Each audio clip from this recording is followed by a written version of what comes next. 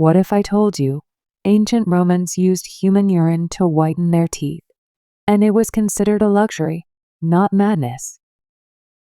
Imagine walking through ancient Rome, marble streets, flowing togas, confident smiles. But here's the part history rarely whispers. Those bright Roman smiles weren't cleaned with mint or charcoal. They were cleaned with human urine. Shocking? Absolutely. But also scientifically effective. The Romans called it liquid gold, not as a joke, but as a resource. Urine naturally produces ammonia when it ages, a powerful cleaning agent still used today. Romans discovered that ammonia could remove stains from clothes and from teeth. Poet Catullus mocked people from Spain for their overly white smiles, hinting that urine-based cleaning was common. Even more telling, Emperor Vespasian taxed public urinals because the collected urine was valuable to industries like laundries and personal hygiene. His famous defense, pecunia non ole, money does not smell.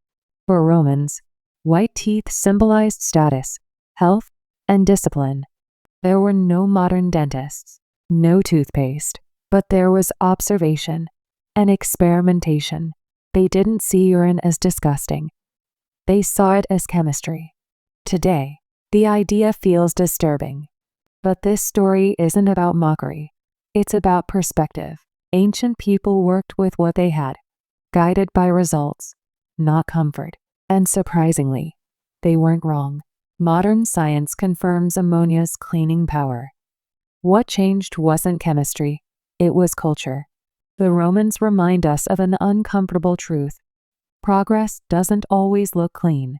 Sometimes, history forces us to confront how differently humans once understood the world and the body. And maybe that's what makes their civilization unforgettable. History can surprise or disturb, but it always teaches. Share your thoughts in the comments with Myth Verdict. If you lived in ancient Rome, would you try this or draw the line?